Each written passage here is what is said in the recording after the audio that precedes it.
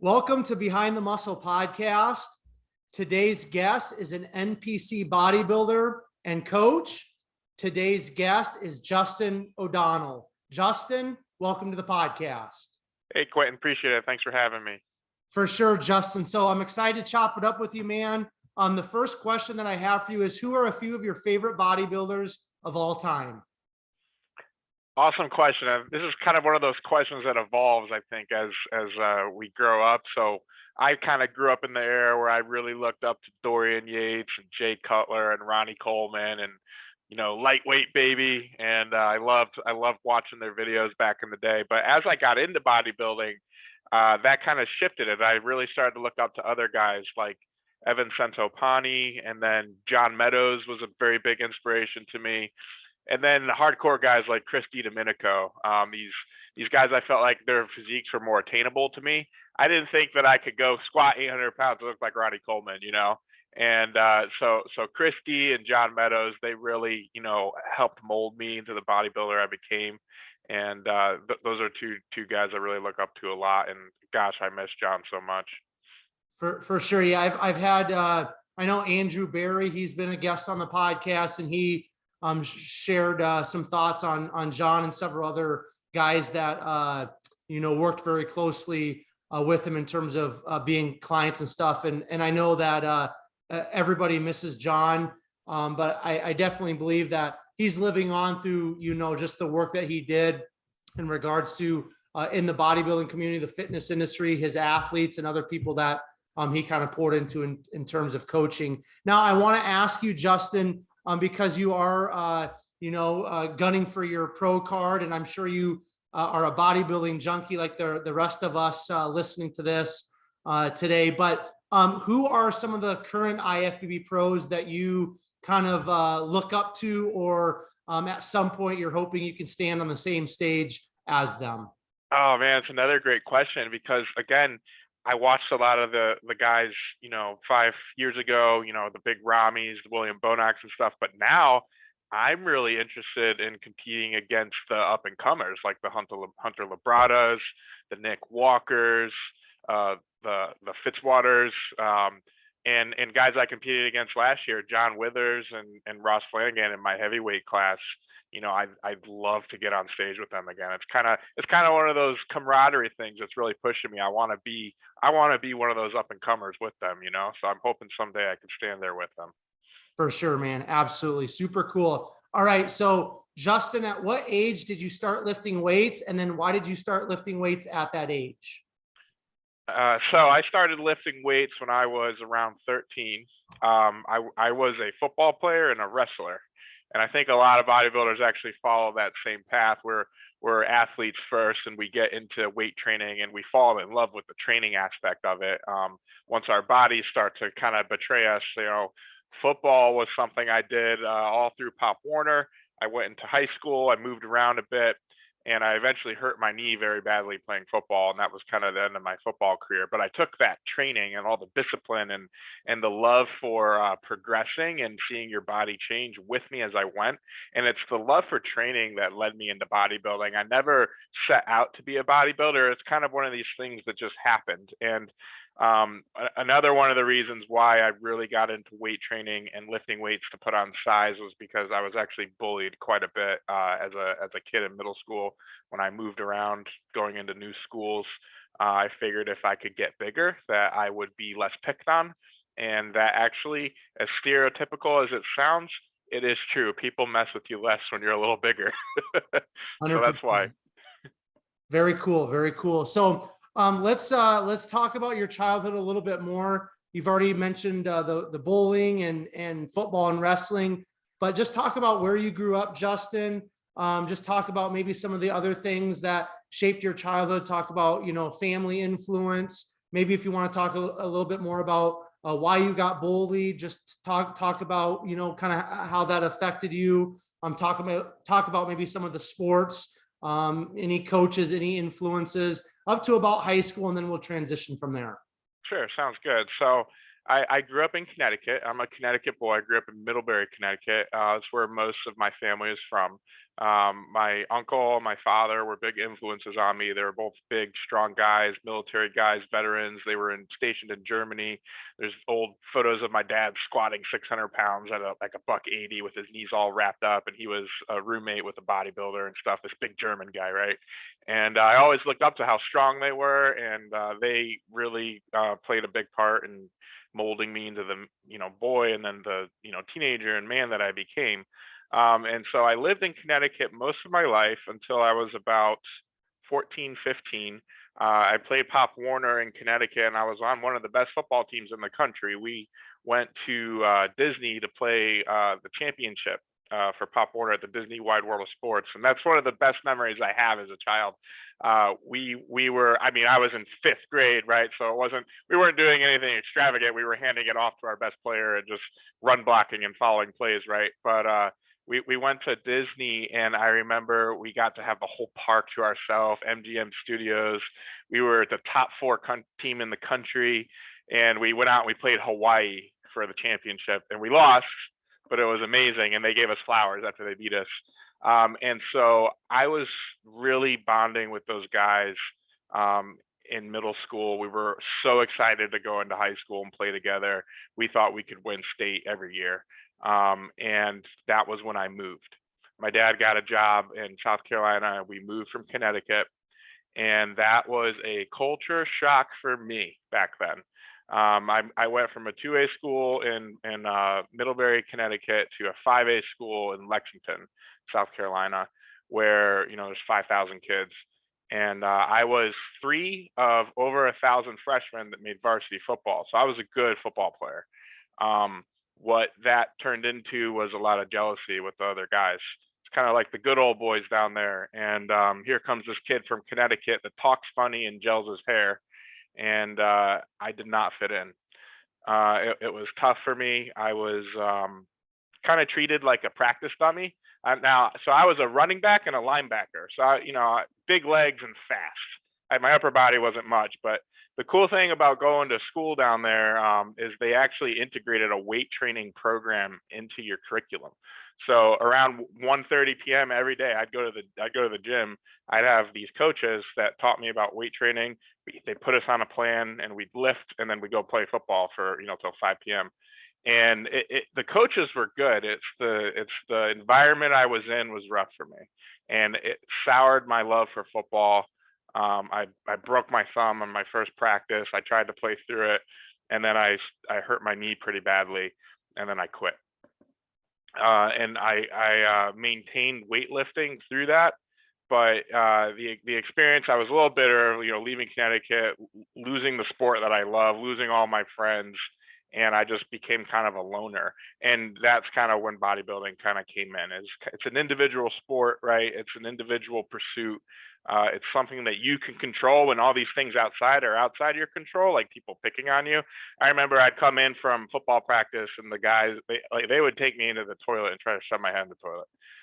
It sounds ridiculous, right? You hear that in like movies or TV shows, but it actually happened to me. And I was like, you know what? I'm going to get as tough and as strong as I can so people don't mess with me. And I started fighting back, and people stopped messing with me. And eventually I earned respect of them, and they didn't bother me in class and stuff. By the time I was going to graduate, we moved again. We moved to Virginia. And Virginia, I went to a private Christian school, totally different experience. I was the man there. And I played soccer because we didn't have a football team. And I got pretty good at soccer, I guess you could say. Not quite as good as I was at football, but that kind of explains most of my my high school career. I was very into academics. I took a lot of the discipline I learned from sports and playing football, like really gave me confidence as an individual. I remember even as a little kid, before I started playing football, I would never get picked for the teams. I was always slow.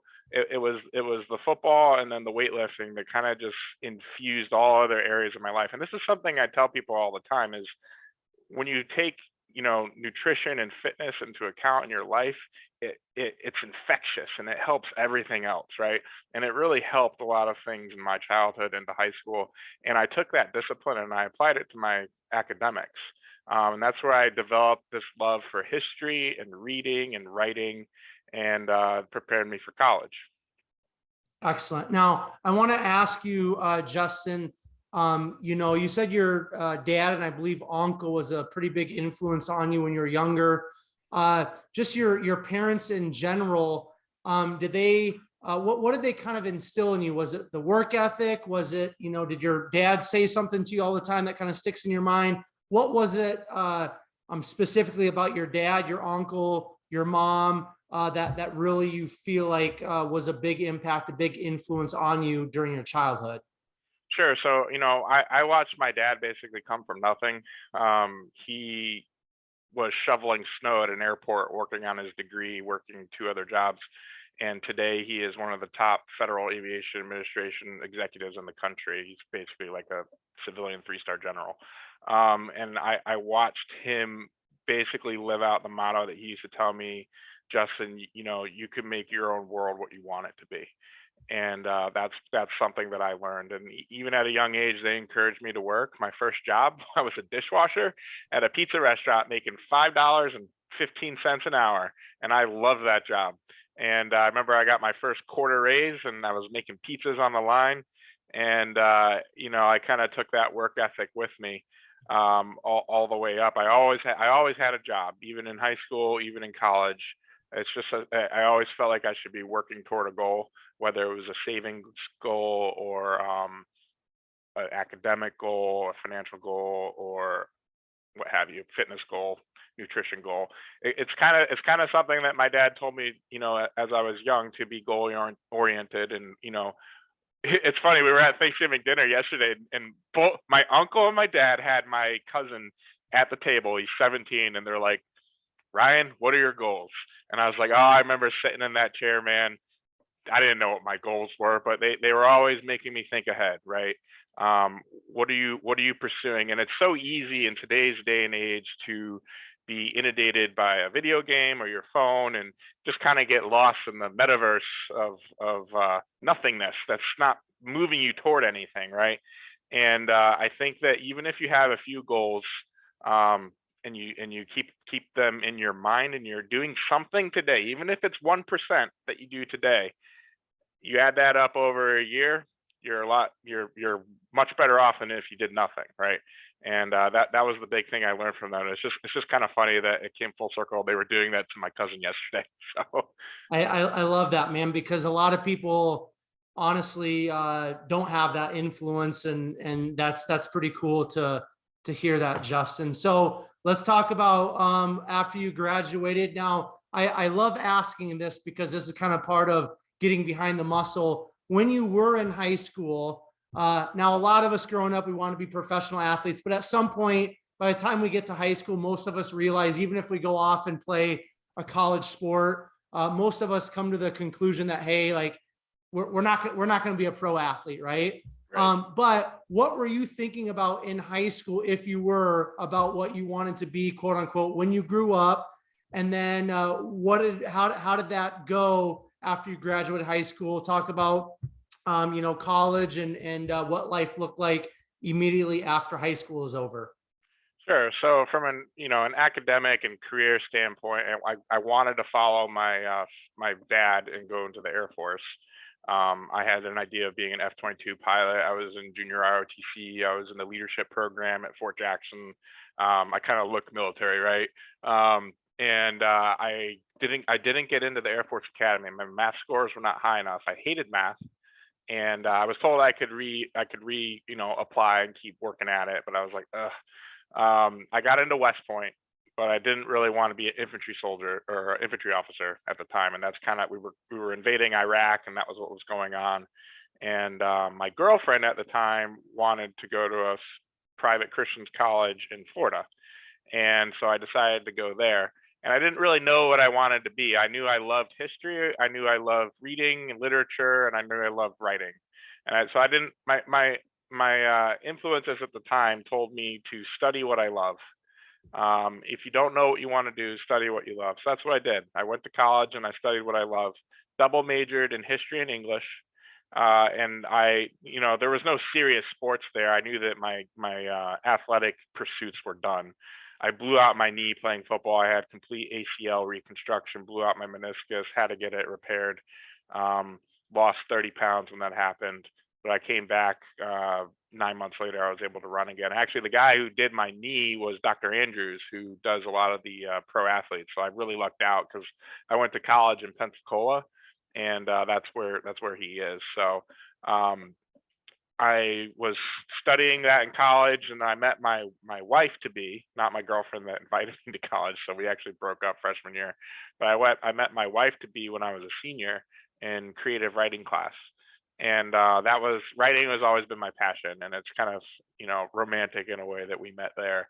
And from there, I wound up coming back to Connecticut full circle to work for her dad, because he needed a writer. He needed someone in his communications and marketing department.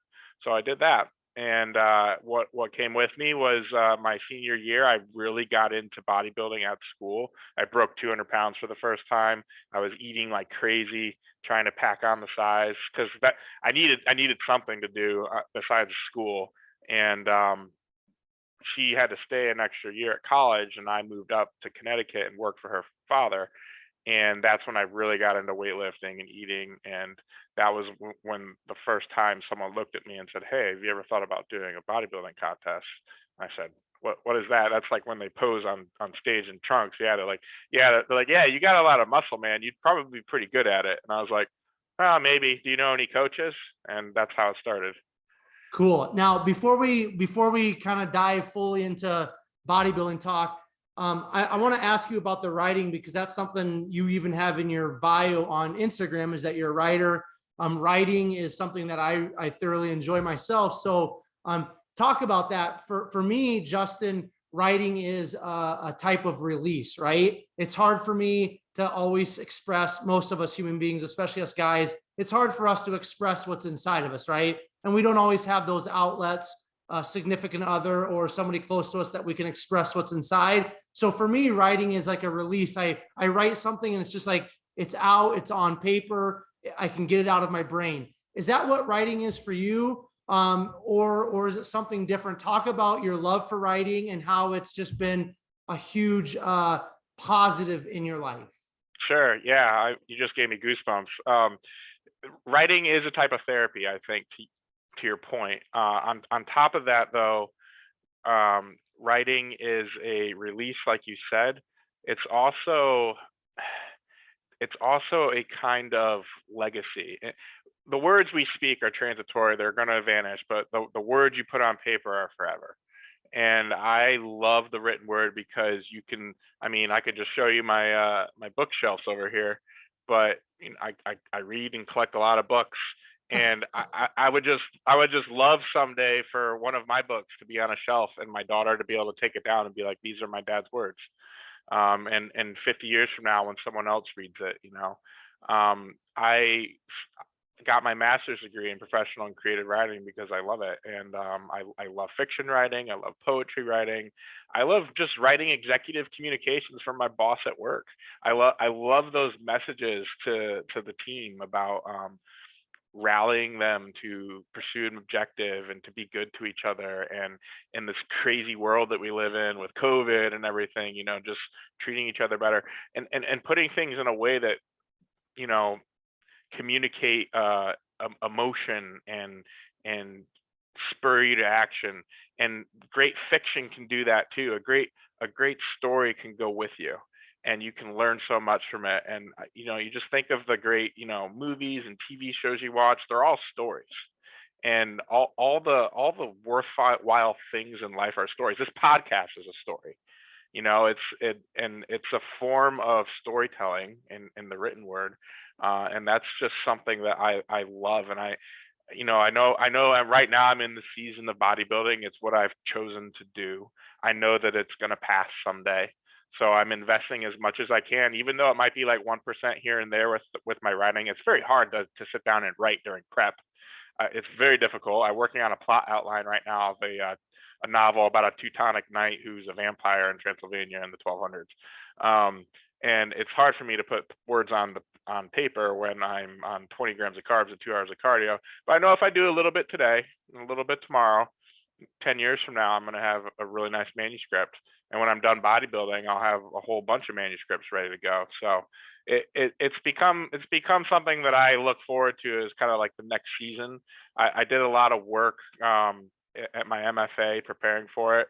And my career, I'm in a communications career right now where I do a lot of writing anyway. So it's kind of just one of those things that became, pursue what you love, study what you love, and you'll kind of be shown the way after that. And writing was kind of like that guiding light for me. I just love it. That's cool, man. That's very, very respectable. Now, I wanna ask you too. You showed me all the books and everything. For me, like, there's nothing like having a book in your hands and reading it. Even though we can go to YouTube and we can watch things and we can learn that way, we can go to Google. I get all that, but there's just something for me having a book in your hands and just like having that discipline of getting the book, reading the book, learning from the book, applying it. Like there's some process for me personally that is just it's kind of hard to put words to it, but just it's maybe empowering is the right word. I don't know. Oh, yeah. But talk about, I don't want to just limit you to like one favorite book, but maybe just a couple books that you would suggest myself, some of the listeners on the podcast to grab, to read, to check out. Sure. Let me just hop over here and grab some of them. Perfect. I was wondering if you might do this. So I'll do two of my favorite authors, and one is fiction, one is nonfiction. My favorite fiction author, and you got to be careful reading him because he'll ruin you for other people, but it's actually Cormac McCarthy. He was an American author. He wrote The Road, which is a tough apocalyptic book about a father and a son, and it's just incredible. It's haunting. This is a type of book that will go with you. And then there's another book he wrote called Blood Meridian, which I read every year. It's about violence, it's about war, it's about the human condition, human nature. There are some incredible passages in there. His descriptions of settings are amazing. He puts words in forms of poetic prose that I've never read before. And I've gone through an embarrassing phase where I've tried to mimic him in my writing, and I am just not up to snuff. But I do believe, kind of like bodybuilding, you study the people you want to be like, you look at their craft, you take a little bit from them, and you use what works for you, and you develop your own, philosophy of writing, your own voice, and it comes through. So he's really played a big part in the type of writer that I became. So I definitely recommend those books. One other fiction book that's really fun if you guys like YA. It's kind of like a cross between Hunger Games, Game of Thrones, and maybe like sci-fi Dune. It's Red Rising. I actually just got into these this year. They're really good. It's kind of about a future where we've colonized Mars and Jupiter, and there's all these different houses in space that are all going against each other. There's kind of like a revolution going on. And then for nonfiction, I think a lot of people have probably read this, but I just kind of want to show it because I love these. 48 Laws of Power by Robert Greene. Excellent book. So many things to learn from this one. From a business standpoint, just from navigating the workspace, even in bodybuilding, you can apply a lot of these laws of power. And then 33 Strategies of War by the same author. What he'll do in these books is he'll usually go into some historical account, something from history. So you'll learn something from history that's pretty cool. And then he'll take a strategy or a law of power, and then he'll apply it to business or apply it to your personal life. And it's broken up in chapters where you can kind of skip around and learn a lot. I actually try to read these every year as well. So those are my book recommendations for everybody looking for some good Christmas reading. I love it, man. I think that's the most thorough book recommendation on the podcast up to this point. So, awesome. Honestly, I may have asked a guest or two maybe for a favorite book at some point, but that's definitely the most thorough, and I love it. So let's get into the bodybuilding talk, Justin. Why don't we talk about, you said your senior year in college, you kind of really started to focus on the lifting and the training. Somebody came up to you, asked you, you know, kind of like, hey, have you ever thought about bodybuilding? Why don't you take it from there and just unpack that competition history, talk about your first competition, and just kind of take it as you wish. Okay, Quentin, thanks. Yeah, so I moved back to Connecticut. I was going to this gym called the New York Sports Club, which I miss. And that's actually where I met PJ Braun back when Blackstone had just started. And I remember looking at him and I was like, geez, this guy's he is freaking huge. His arms, I couldn't believe how big his arms were. That was kind of when he was nearing the end of his bodybuilding career. But actually, one of his friends came up to me and asked me if I had any like coaches working with me, and I said no, and they recommended Chris Tuttle, and Chris Tuttle is a Connecticut guy, and so I actually, you know, I was like, you know what, maybe I should do this thing, maybe we should try it. So PJ is the one who told me, he's like, hey man, I think that you could be a good bodybuilder if you wanted to pursue this, and that meant a lot to me because I never really had anybody like believe in me in that way, and one of the things I learned from my MFA from one of the authors that I learned under when I was working on my manuscripts, and writing can be very lonely and you can kind of feel like a fraud.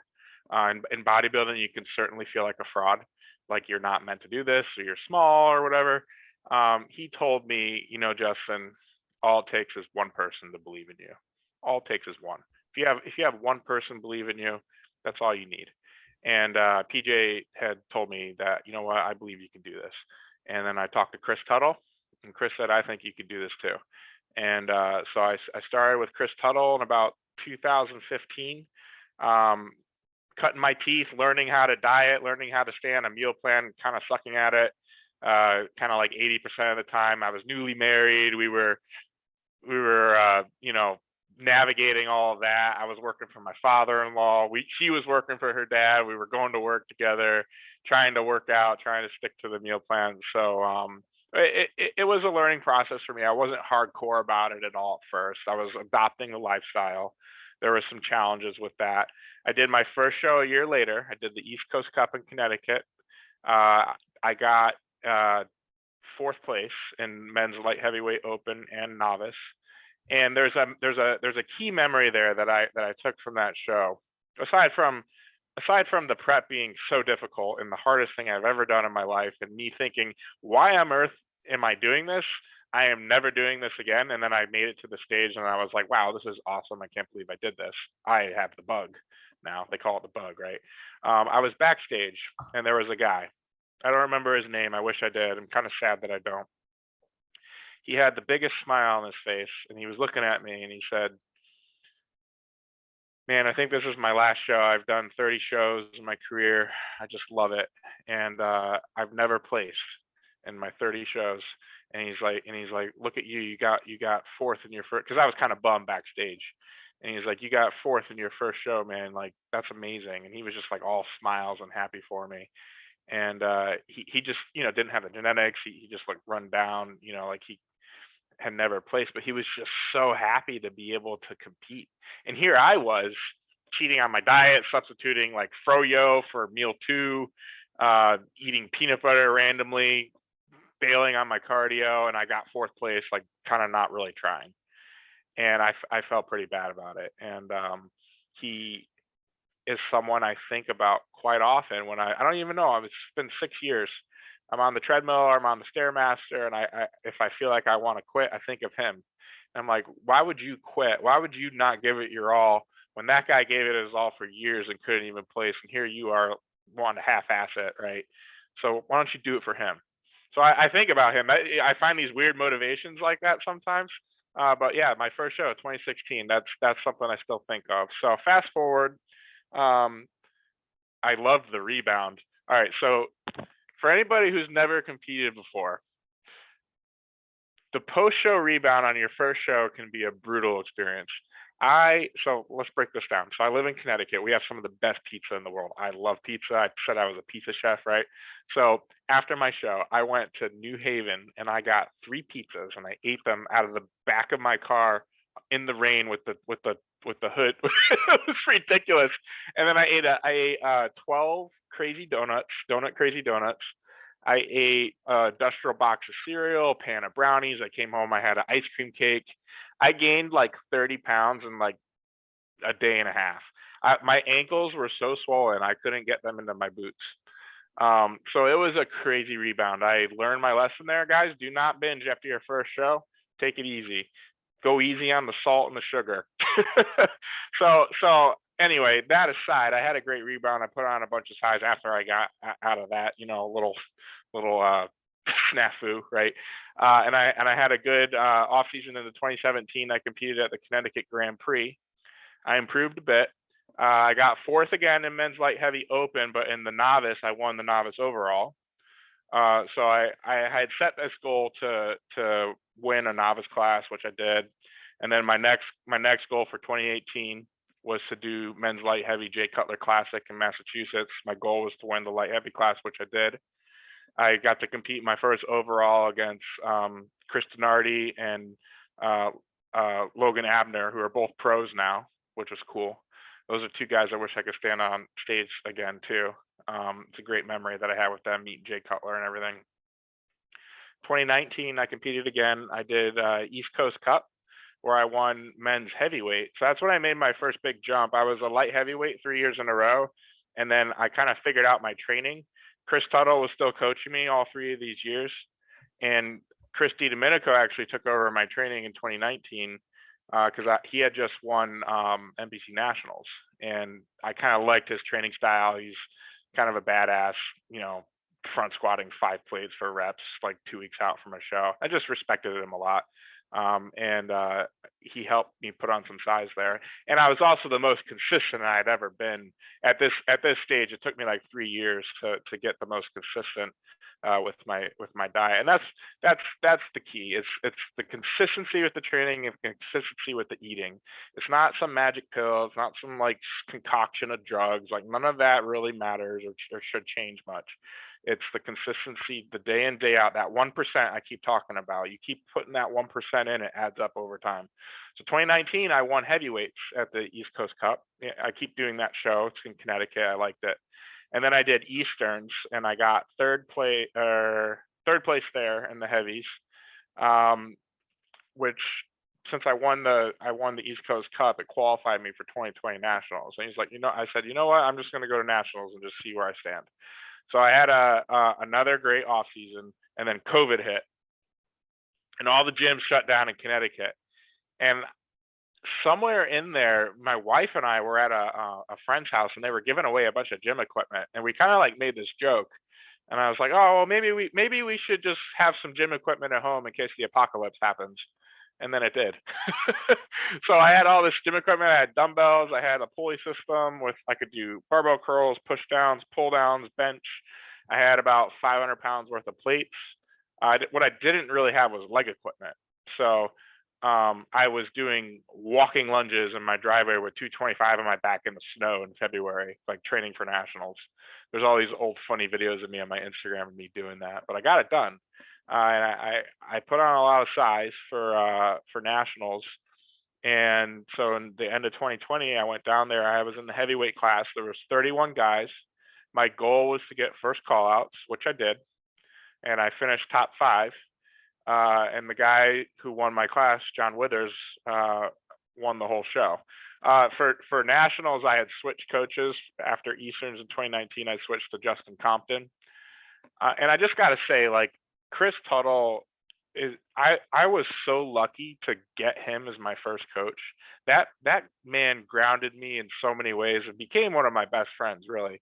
Taught me so much about nutrition, so much about training, and just having this perspective, this mature perspective about bodybuilding, that it's not a race. And he really became he's probably one of my best friends now.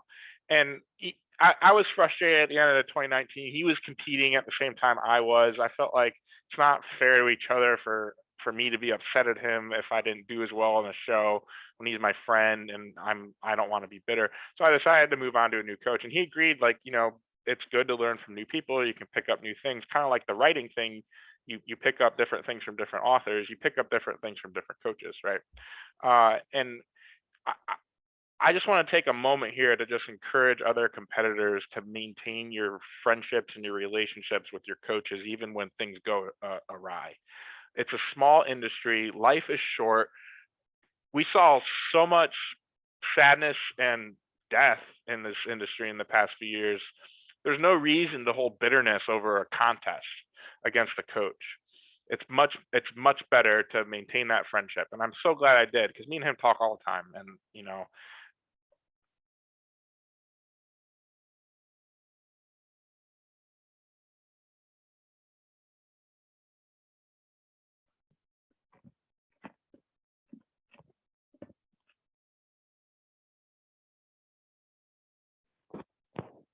am I back? Yep, you're back. Perfect. All right. Had to plug back in. And I was just saying, you know, it's so important, I think, to maintain those relationships. And at the end of the day, when competing's done, it's how you made people feel, and how you how other people are left feeling about you. It's going to matter more than, you know, what you did on a stage or what a coach did or didn't do for you. Anyway, so signed up with Justin Compton. Lucked out again. Another amazing coach. Love that guy to death. He brought me in, probably my best for nationals. Fed me insane amounts of food. I have never eaten so much food before than I have under him. The food is his tool, right? So I got top 5 at nationals, and those guys that I competed against in the heavyweights, 2 of them are pros now. I'd love to compete against them again. And so since I got top 5, it requalified me for this year. So I figured, hey, I'll just go do it again. The years where I tried to do 2 shows, I noticed that I kind of started to fade. I think that some people can do it, but it's a lot on the body. So I prefer to just go all out for 1 show. So here we are. It got bumped to the end of December this year as opposed to the end of November. And we're about 3 weeks out, and Justin's very pleased with where I'm at.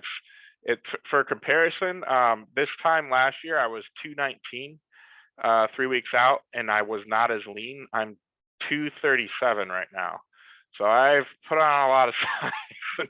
He has it in his mind to get me to heavyweights. I don't know if it's going to happen. We'll see. I kind of just want to land where I land best and see what happens. So yeah, that's the competition history.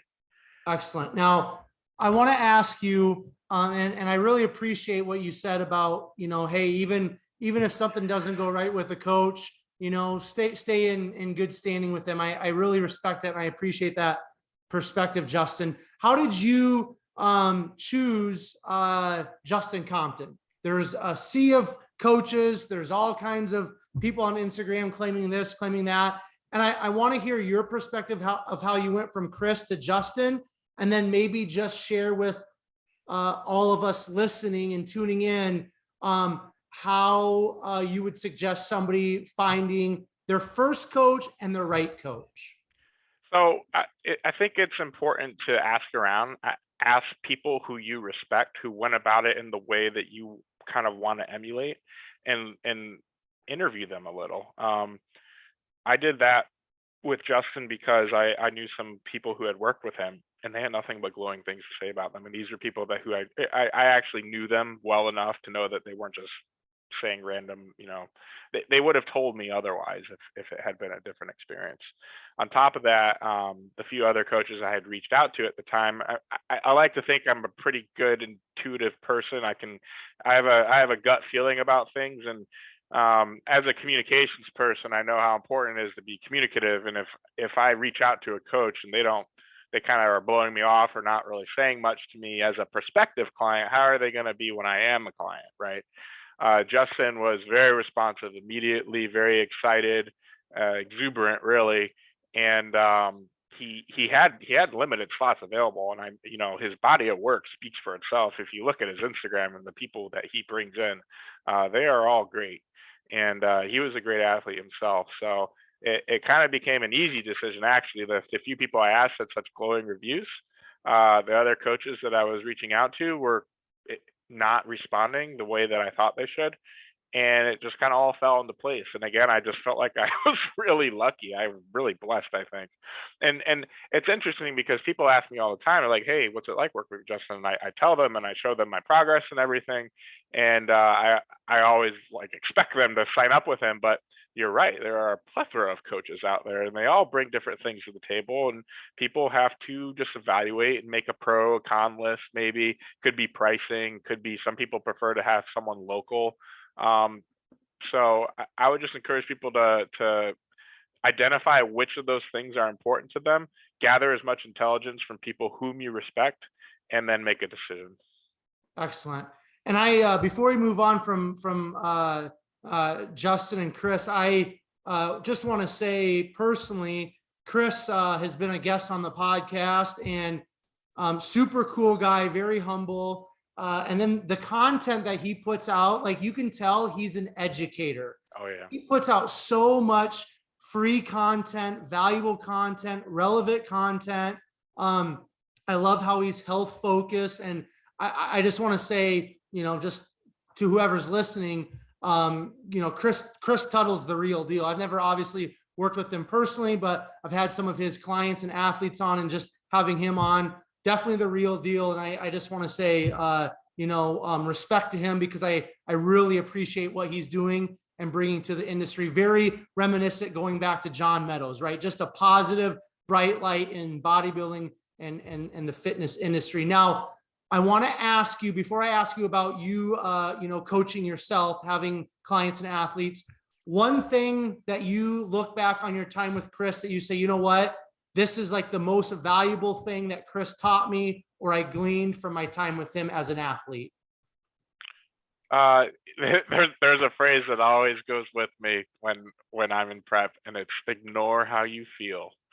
And that's a statement that can be transcendent across all bodybuilding. But Chris would always tell me, hey man, this is not normal. What you're doing is not normal.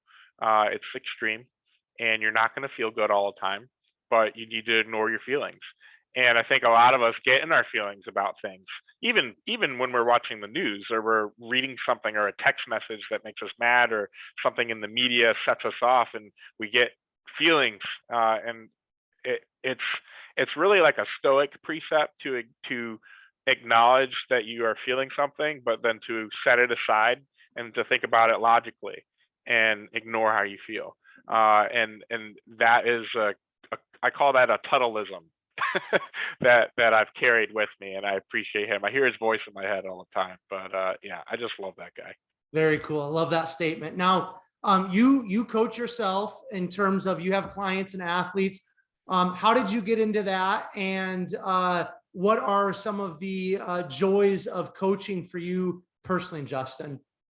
Sure. So it's kind of word of mouth for me. I don't really advertise it. I've had a lot of friends from college actually who saw me kind of turn into what I became, but also they're very drawn to my wife and what she was able to do after her pregnancy. We've actually helped a number of pregnant clients get their body ready for pregnancy, gain a steady amount of weight through the pregnancy, and then lose it, and then snap back and get an awesome looking body afterward. Because my wife lived it out, and I don't know how she did it, but she did it, and we've helped other people do that. It's kind of what we became known for a little bit.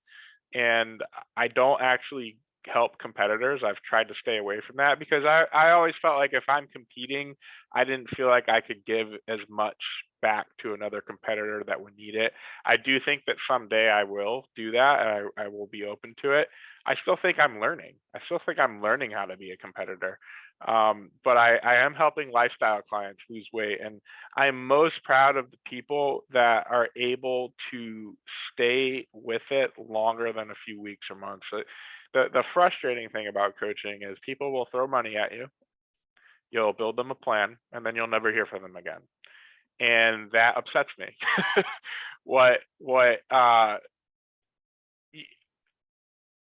I never blame a client for failure. There's complicated situations in life, but what I am merciless toward is a lack of effort. And there's a lot of lack of effort in general in most people's approaches to life. And if people would just apply a little more effort, they would have the results that they wanted. So I love working with people that put in the effort, even if they fail here and there, even if they mess up. they're consistent. They're going after that 1% every day, and those are the ones that really change their life. I had a girl, Ashley Frey, one of my clients. She tagged me in a photo this morning. It was 3 Thanksgivings or 3 holidays apart. I think it's only been a year and a half actually, but she's lost 60 pounds since then, and her body's completely different. And those are the kind of clients that, you know, seeing their life change like that and just like seeing what it does for their smile, that's the kind of thing that means the world to me. And, you know, someday I think when I'm done competing, or maybe when I'm a little more established, or maybe after I win my pro card, I'll take on more clients and advertise it more. So I feel like I'll be prepared to do that. But it's kind of one of those things. I feel like I need to do my time first, right? So. Great perspective. Now, I want to ask you, you said, what's the gentleman, Domenico, you brought him up earlier? Christy Domenico, yeah. Okay. You said that you kind of reached out to him to help you with your training, and that seems to be a huge, you know, uptick in terms of your bodybuilding career. Talk about what that training kind of looked like before you reached out to this gentleman, and then after, and then how do you feel like this training style or philosophy is really again, you know, added to your physique? Sure. Yeah. So there's all kinds of different, you know, approaches to training and programming, and there's a lot of information you can read out there. I like to watch what people do and kind of look at what their body's like biomechanically and see if it's kind of like mine. Because I don't think we mentioned this earlier. What works for Ronnie Coleman is not going to work for the majority of people. I also don't think that most of us can train like Dorian Yates and get the results that Dorian Yates got. I'm not going to go do 1 set of barbell rows and grow a big back like that. It's not going to work for me. And John Meadows used to talk about this too. You know, he would do all those fundamentals and his back would never do anything. That's why he had to invent things like Meadows rows and his back blew up. So Chris D really taught me the importance of range of motion and heavy range of motion, and mixing that with intensity. But also I did a lot of volume with his programming too. So I actually had to kind of start over. And it kind of reminds me of an F. Scott Fitzgerald quote. Not only having the ability to be persistent with a thing, but also having the ability to start over. I think a lot of people, they get into their training modalities and they're afraid to adjust things or fix a form.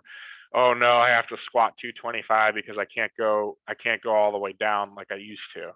Well, forcing myself to do that with my leg press or my front squat, adjusting my training, kind of not being afraid to start over, take a step back so I could take 3 steps forward, and it worked really well for me. I wasn't able to. I didn't stay with Chris for more than 2 years. He did my program for 2 years. I wanted to change it again, kind of similar why I switched from Tuttle to Compton. I wanted to learn some new things, and that's when I started working with John Meadows. So I took the things I learned from Chris D. I already trained really intensely. Like, there are some crazy videos of me in the past doing crazy things, and while it was cool, I don't know that it was giving me the hypertrophy response I needed and the mechanical tension I needed to progress. But it did give me a good base. It set thresholds for effort that I knew that my body was capable of things I wasn't capable of before. But I took those principles and then I put them into the John Meadows style training, which pays attention to rate of perceived exhaustion, lots of high frequency, which I had never done before. And that has really benefited me the last year. So when I finished Nationals last year, I contacted John and I said, hey, I want you to do my training for the year. And he said, okay. He put me on the Taskmaster program.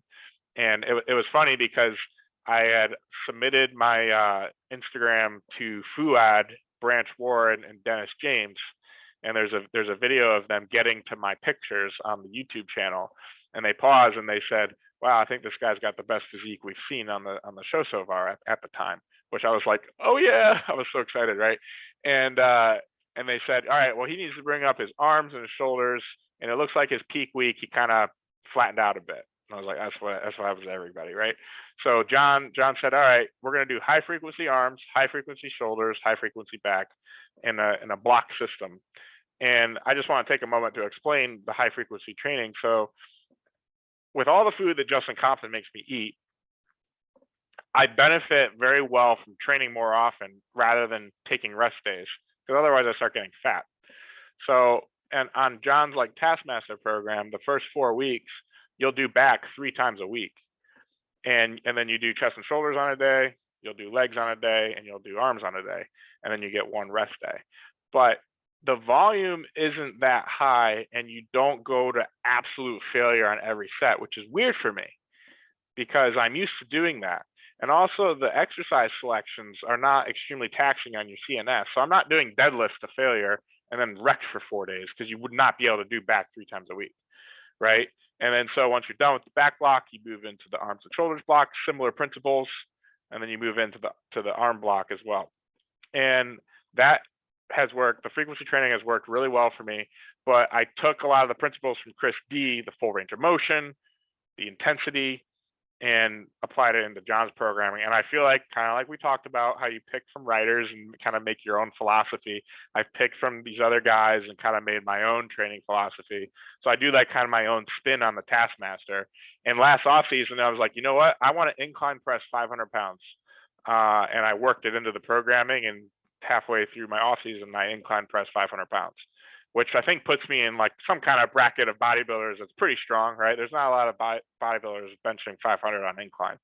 So I like to mix in goals like that, because I get bored otherwise, but I got to do it safely so I don't hurt myself. So I got to figure out what I'm going to do this next off season. Maybe I'll go for 600 pounds or something. Excellent, man.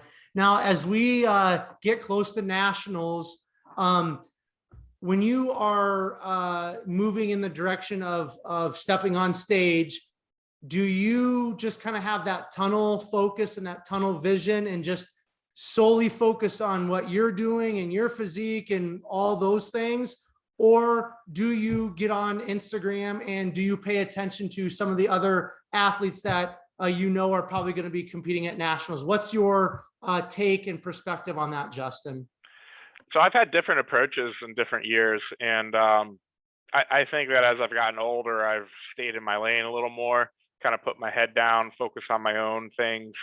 At the same time, I've read that 48 Laws of Power book, and I know how human nature is. And I do kind of like to mess with people sometimes a little bit, but I'm strategic about how I do it, right? But at the same time, I see these other guys, you know, they have tens of thousands of followers, they get like tons of likes, and they get like 900 comments, and they're gonna win and stuff, and I don't get any of that. But I know, and just from my history, that I don't show as well on Instagram and photos. I use this like scientific light for my check-in photos to make me look as horrible as possible, because I know on stage I make people look small, and that's just always been my secret weapon.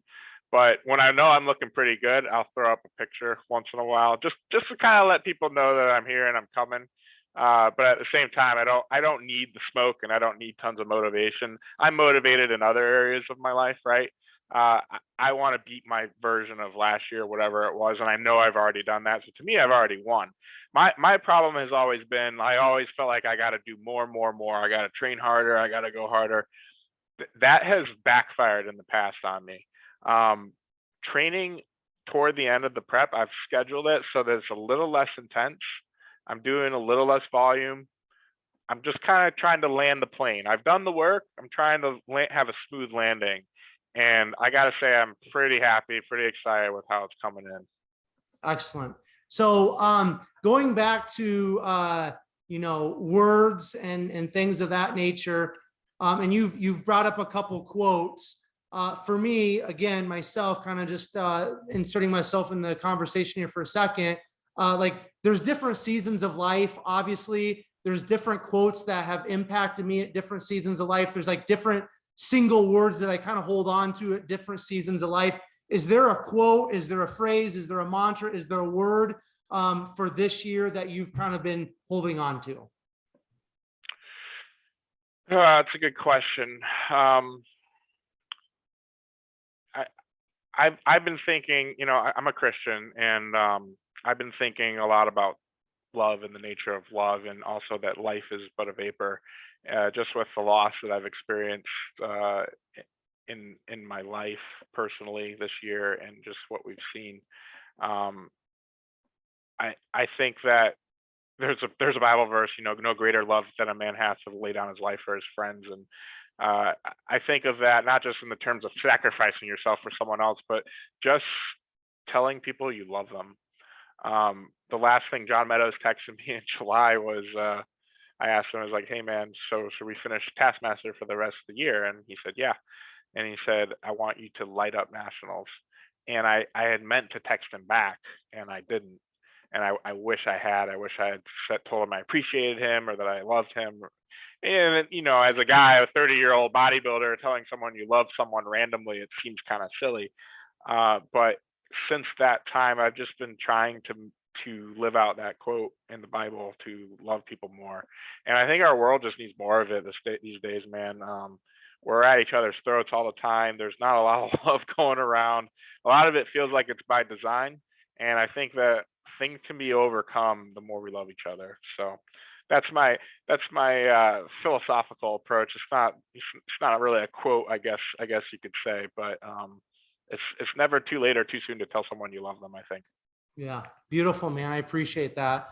So we're gonna start heading towards the finish line. I want to ask you, Justin, future bodybuilding goals, aspirations, plans. What are they?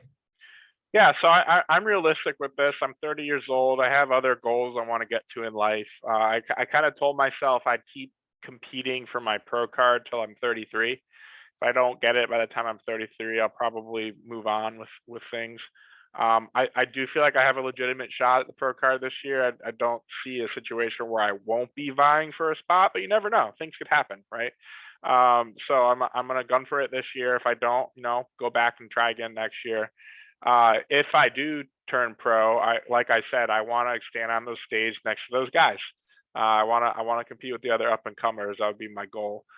Be in the mix, so to speak. I know I'm not going to probably be Mr. Olympia someday. I don't, you people say speak into existence and yada yada yada, but I'm a little bit realistic with it. I think I can be a competitive pro. I think I can be a professional. I'm professional in other areas of my life. I think I could be professional at this and see how far I can take it. And in the interim, do as much as I can to impact other people's lives. And I'm going to just say something here again that I've been thinking about. What would John do? And John had left such a legacy. I want to have some kind of legacy like that too, in people's lives. Like what would Justin do? So in my interactions with people, how I present myself on this podcast, how I present myself as an athlete, as a potential pro, live out kind of those precepts that John Meadows taught a lot of us. And I think the industry just needs more of that. And so that would be my goal, is to leave a positive legacy like John Meadows did on the sport. And then when I'm done and I move on. Cool. Some of the younger listeners right now, those of the younger crowd that's watching through YouTube, maybe they're just getting into bodybuilding, maybe they're just getting into lifting, they're thinking about competing. What words of wisdom or advice would you give some of those younger athletes, or maybe they're a little bit older but they're just getting into the bodybuilding game? What would you want to say to those people, Justin? Sure. Similar to, what we spoke about earlier with my dad, and kind of like that quote from F. Scott Fitzgerald, that it's never too late to be whoever you want to be. It's never too early to start pursuing it. I would encourage you to have goals. You don't need to write down 30 goals right now. Pick something and go for it now and do it well. Pick a few things and do it well. You don't have to be good at everything all at once. There's seasons to life. And just because you want to do something now doesn't mean you're putting off everything for later. And the other thing is, if you fail, it's okay. It's more important to be persistent, do that 1% every day. And sometimes don't be afraid to start over, whether it's with a relationship, whether it's with a goal that isn't working out, whether it's with friendship or anything like that. Don't be afraid to start over, because sometimes starting over brings you to a new horizon that you never thought you'd see. Excellent. Talk to me about being a dad. Being a girl dad is the best thing in the world. I wish she was here. She's with my parents today. gives me so much hope for the future. People kind of say, "Oh, Justin, I don't know how you had kids during times like this. I don't know if I want to have kids like this." And I think back to like other hard times that people have lived in, and it's because of the people that had kids that they fought through it and gave them something to push for. I think about her all the time when I feel like giving up or I feel sad or I'm afraid about the future. I'm like, no, I gotta do this for her. And Gwen means the world to us, and we'll probably have more kids. Nothing will soften your heart as a dad than having a little girl. So highly recommended. What's something that you want to instill in your daughter, or what's something that you hope she takes away from her childhood as you and your wife raise her? So, me and my wife had some battles with our family members who did not really agree with our lifestyle. We became the people we wanted to be rather than clones of parents and what they wanted. And eventually they came around and supported us. I want her to always believe that she can talk to me as her friend and that I will never judge her and that she can be who she wants to be. And she doesn't have to fear me putting her down or not supporting her or whatever she wants. I hope that she feels like she can always come and talk to me, ask me, Dad, I'm thinking about this. I don't want her to be afraid that I'm going to be set in my ways or have this preconceived notion of who she's supposed to be. Like I keep saying, you can be whoever you want to be. So I just, Gwen, if you ever listen to this podcast someday, just know that that's what I want for you.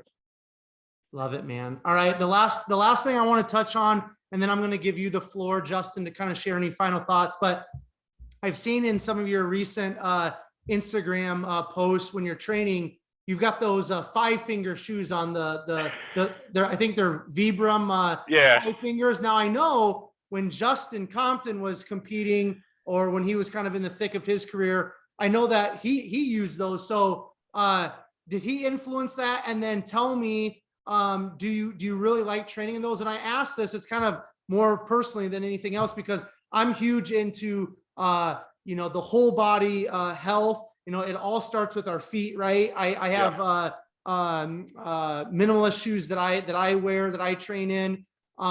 But just talk about that for a second, if you don't mind. Yeah, this is a great functional thing that people should really consider. Justin, I think, got John Withers onto this, and John has got the biggest quads probably in the pro. Like, John's gonna kill it, man. I cannot wait to see him.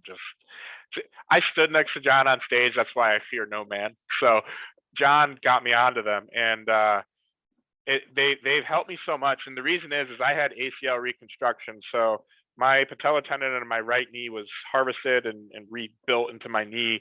And so I always have like a little bit of an imbalance going on with my knees. And I also have very flat feet, but switching to these actually built my arches back up. And then when I'm squatting or doing any kind of movement with the toe shoes, it forces me to splay my toes out. And that gives me that strong arch. My toes are dug in, and I corrected these imbalances. I had a tight, my quad was always getting tight.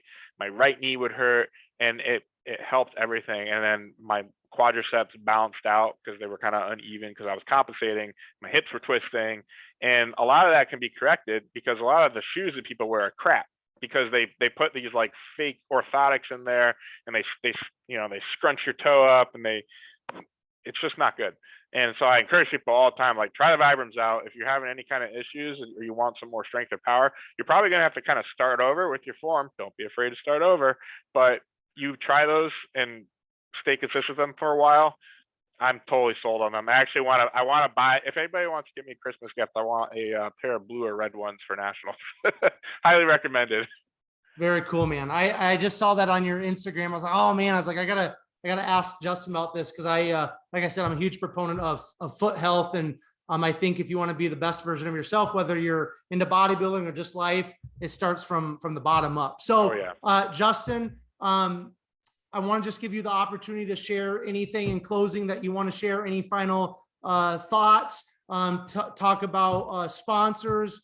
whatever you kind of want to leave with us, the floor is yours. Sure. Thank you. Well, first of all, Quentin, thank you for taking the time to bring me in here. You know, it means a lot for an up and comer to have a little chance to speak like this.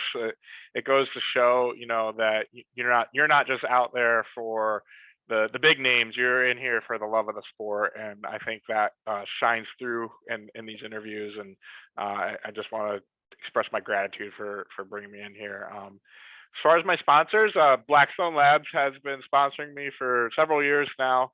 They were the first hardcore supplements I ever used.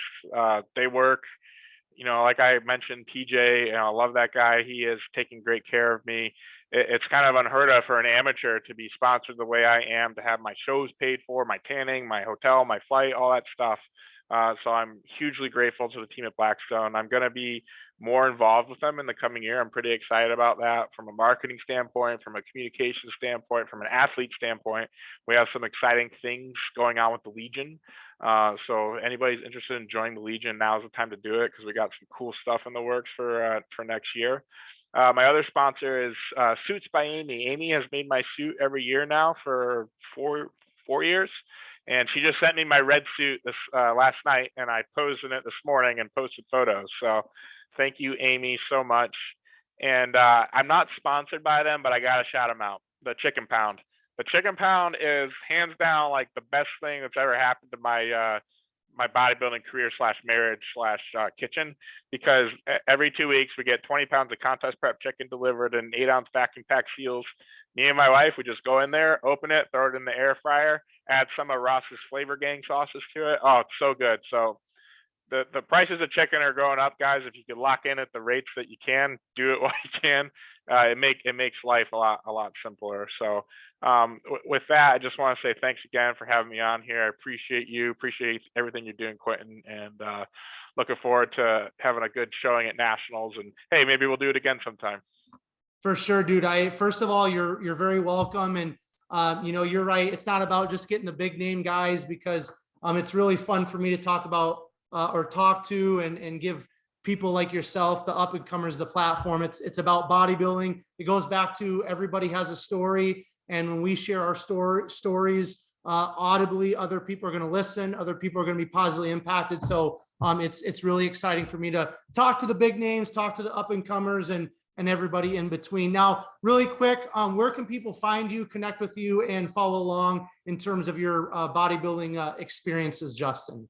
Sure. Yeah. The best place to get me, guys, is Instagram. Justin Y. O'Donnell is my handle there. And then my email is justinYO'Donnell@gmail.com. If you have any inquiries for coaching, I'll probably be opening up more coaching slots at the end of the year into next year. So feel free to reach out, guys. I love answering questions. I'm also pretty active on Discord. There's a bodybuilders Discord that John Effer started, and we have a lot of fun in there. I think it's private, but if you message me, I can get you an invite.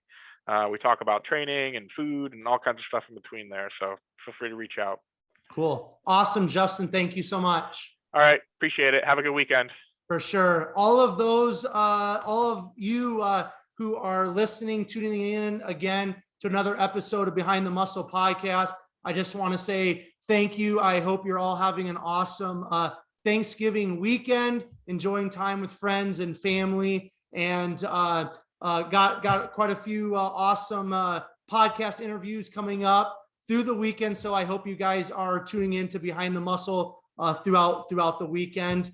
3 favors I would ask of all of you: if you are tuning in, watching through YouTube, make sure you hit that subscribe button. That's very important, because I release all of these episodes first on YouTube, and then I shoot them out to all the other podcast platforms. The second favor that I have for all of you, if you are on YouTube right now, listening to this, watching this, make sure you hit that like button and go down into the comment section, and please leave your favorite takeaway from Justin's episode, or that insight that you gleaned from our conversation today. I love getting those comments in YouTube. They're greatly appreciated. And finally, please take this episode of Justin's and share it on all of your social media platforms, especially Instagram. Make sure you tag Behind the Muscle. Make sure you tag Justin, so that we know that you listened specifically to this episode and found great value. And then finally, I will leave you all with this. Remember, behind the muscle, there's always a story. We'll catch you guys later.